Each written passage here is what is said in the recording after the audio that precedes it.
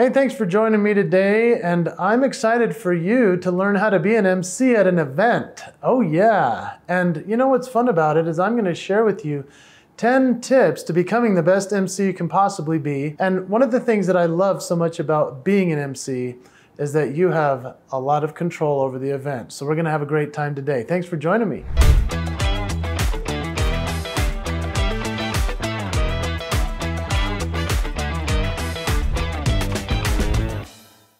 I'm actually going to share with you a couple of the greatest MCs that there are in the whole world, the people that I recommend first, and I wanted you just to have a chance to check them out because they're my friends and also because I refer them to everybody. And so I thought you might want to check them out to see the different styles, because what you're going to notice is that everybody is completely different, and that's why you need to share your signature moves, keep your promise as only you can, and that's why they want you as the MC. I'm also going to share with you some of the ways that I have learned as a speaker, as a performer, and why it matters as an MC. How I got these gigs as an MC. It's pretty cool. So we're gonna dive in there. So let's talk about one of the great masters of the craft of MCing. The first guy I wanna talk about is Jeff Civilico. If you go to jeffcivilico.com, you're going to laugh your head off. He started as an entertainer on the Las Vegas Strip with his own show. Now he's considered the top MC and host in the world for the largest events there is. And the problem that he has is that he's so good, he has to go back every year. So that's a nice gig. In fact, when he was an entertainer, he would just do the gig and not get to go back for 5 or 10 years. Now, as an MC, they can't do the event without him. That's a good problem to have. That's when you become a master of the craft. So go check out Jeff Civilico. The next one is a guy named John D. Domenico. John's website is johnnyd.net. Now, John is an impersonator. So what he does is he dresses up his characters. He's mastered Donald Trump. He's mastered Dr. Phil. He's great at Austin Powers and Dr. Evil. I mean, he dresses up just like these guys, puts on the bald cap, does all the makeup, sounds and looks exactly like him. This guy is brilliant.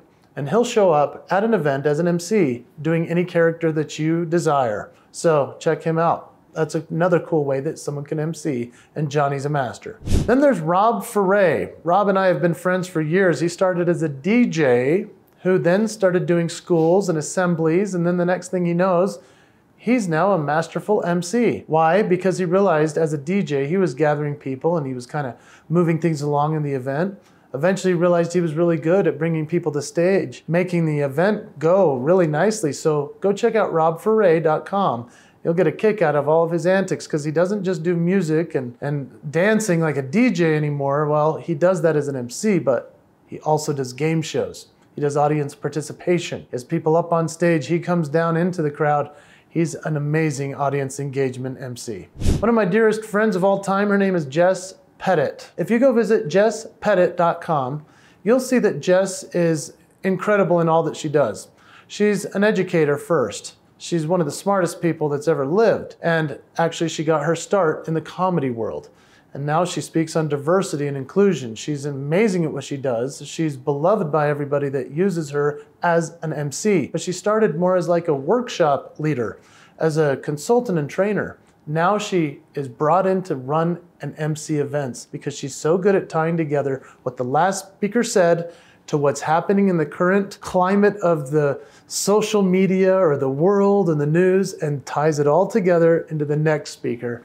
She is brilliant. Check her out. If you go to scottbloomconnects.com, you'll enjoy Scott Bloom so much, because here's a guy that started as a stand-up comedian in LA. He's an actor, really handsome dude, great hair, oh yeah. And he's also an author, but he mostly is a satirist, a parody guy. So he writes funny books about motivation that aren't really motivational. They're all comical and humorous. And what's so funny about this guy, Scott Bloom, can make fun of everything the audience wants to hear that's funny about the corporation. So they love him so much because he actually rips on the company that he's hired to work for and the association. He never does it mean-spirited. He does it at such a high level of intelligence, it's crazy. They bring him back every year. And there's a reason. Scott Bloom, check him out. Now I want you to check out Quinn Conyers at quinconyers.com. There are so many cool ways that we can speak and we can teach people how to do what we do, but when it comes to emceeing, you need to watch somebody like Quinn Conyers. Because when Quinn does this, Eloquence is the name of the game. Now, I have actually never gotten to see Quinn in person, but having heard all about Quinn, it's an exciting thing. I want you to know that every single person that I've talked about so far has their signature moves, their talents, their gifts, and their skills. Quinn is known for connection, the ability to bring an audience together. And it's a powerful thing. Go check out Quinn, Conyers.com. John Petz.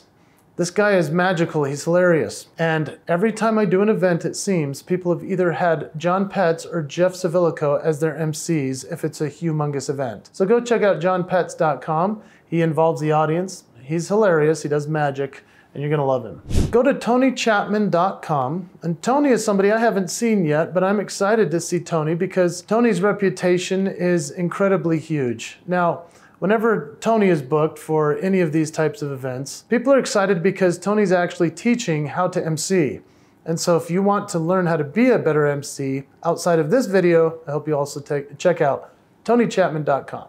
And then of course there's Christine Cashin. She's been a longtime friend of mine. She started as a humorist speaker, but after she comes back year and year after year for all of these clients, they finally bring her in as an MC. Now, Christine is amazing. She's the ultimate person who can help you write your intro that will kick it off for the perfect speech. Christine has a great sense of humor. She's an incredible learner, and she's a great listener.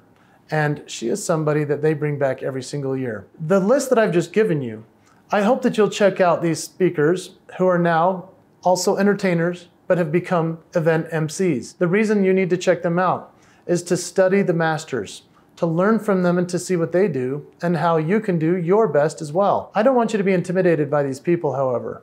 I want you to look at them and say, oh wow, that's how somebody can do it. And this is how I'm gonna do it. And that's where your signature moves come in. Let's jump in now as to the 10 things you can do to become an event MC. Number 1, have it on your website that you're an MC. A lot of people don't even have it on there. If you're a speaker and you want to MC, you need to put it on your website. If you're an entertainer and you want to be an MC, put it on your website. A lot of people don't think they want to MC, so they do everything they can to avoid it. But if you really want to be an MC, make that a category that's an option on the menu bar of your website. Number 2, if you're already a speaker or a performer at an event, I want you to offer to be the MC, and they will be stunned that you're offering to do this. A majority of the time they use somebody in-house, somebody that's not supposed to be the MC, like Hank in accounting or something. They will be thrilled that you're interested in doing this. And this is actually how I launched my career as an MC. You see, I was hired for years as an entertainer at the 9 p.m. slot at the end of the night. Oftentimes it was after an awards ceremony that was poorly run by a CEO who didn't want to be there anyway. And so I used to say, hey, I understand you're having me as your entertainer. Who's your MC? They say it's the CEO and he hates doing it. And I'd say, okay, well, why doesn't he co-MC with me to make sure I don't go off the rails, but I would love to MC as well. They're like, really? Yes. Next thing I know, they have to bring me back every year to MC the award show because the CEO can't do it now without me. Eventually, they no longer need the CEO on stage with me. This is how I was able to maintain a career as an MC for over a decade for some of the largest corporate events in the world. And so when you have an opportunity, whether it's as a speaker, an entertainer, or any other way, if you get your foot in the door, offer to do more, and they will then compensate you for that work. Now, number 3, being an MC actually gives you, like I just said, an opportunity to be the MC year after year after year if they like you, if you do a great job. In fact, recently I had a client call and he said, hey, we need an MC for this event, and I am trying to help a friend of mine named Brian. He's trying to launch doing more MCing. He doesn't have a website yet. He doesn't have all of his stuff together to become the MC, but I gave a strong enough recommendation that the client said, sure, let's try him out. They had a very small budget. Brian was thrilled with the opportunity. He went, he killed it. He's amazing because he's an actor, he's articulate, and he did his homework. I love that he did this. He called the client first. He asked what he could do to customize it. He showed up early. He did the event. When I called the client later, I said, how did Brian do? They said, we can never do this event without Brian ever again. Job well done, Brian. So if you enjoy being an MC on stage, you probably also enjoy being an MC on virtual. So I've made some videos on this channel about these types of things. In fact, if you type in how to MC a virtual event, you will find exactly what you need to be an MC for virtual, because a lot of what I'm talking about is the same, but then I have lots of other great points you need to find out for the virtual events, because a lot of things happen there that don't on stage. So go check that out. So number 4 is prep calls with clients. Now, a lot of people don't think this is that important, but let me tell you, if you're a speaker, it's pretty important. If you're an entertainer, it's not as important, but as an MC, it's essential. You have to call early, find out everything you can about the event. You want to be so prepared that you have more information than you would ever need. And when you're that kind of performer who turns into an MC and does events like this, they're gonna love you forever because you're so prepared. Number 5, learn the expectations from the client.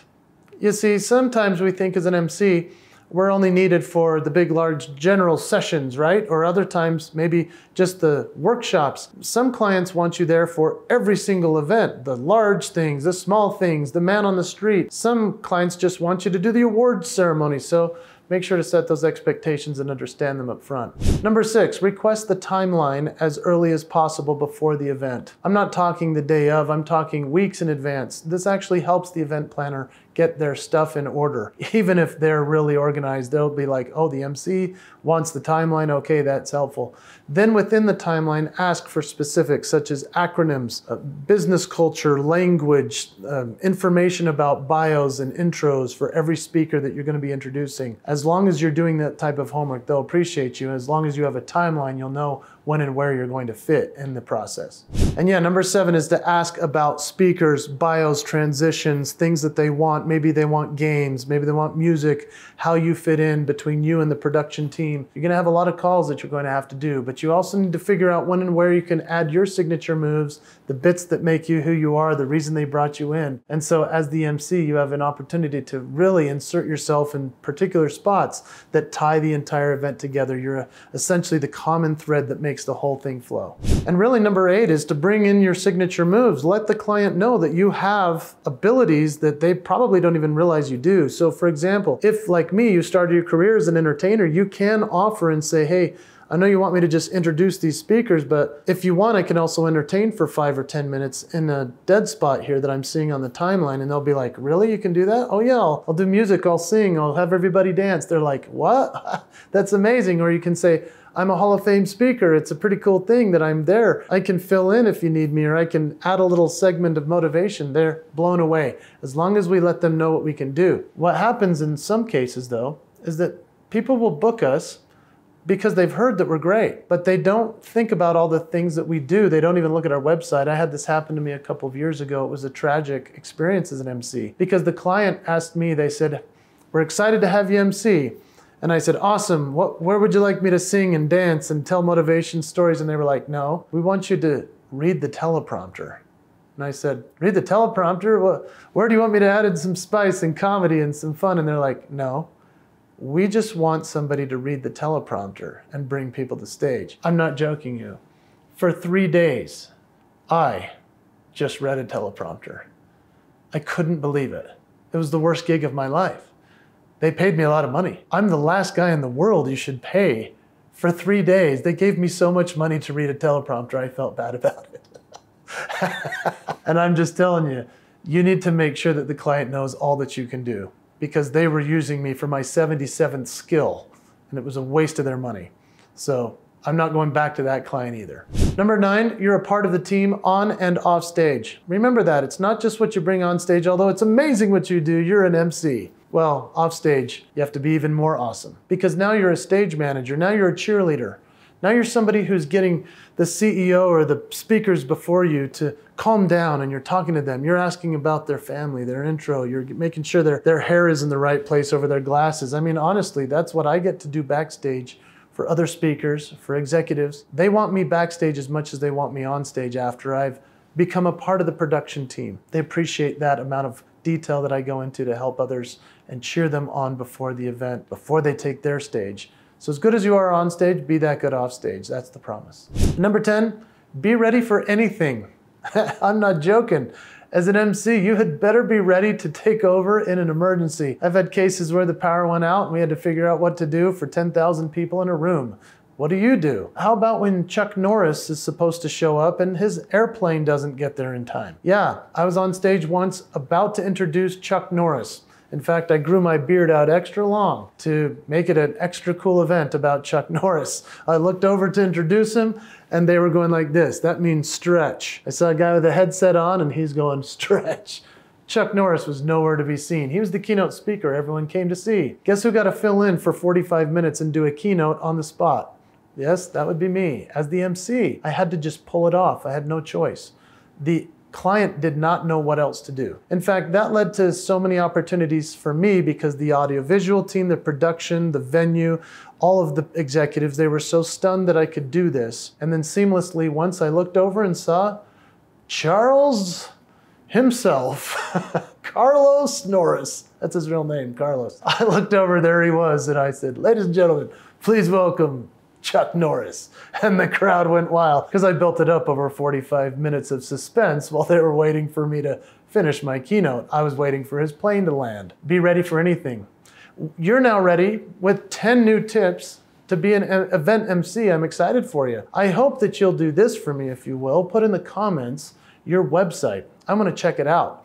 In fact, I would love to see what you're doing as an MC because maybe I can refer you too. And if you want to work with me, I can maybe go through your website, make sure that everything's going well for you, pitching yourself to be an event MC. Let's connect, jasonhewlett.com, or just subscribe to this channel. Let's be friends. See you then.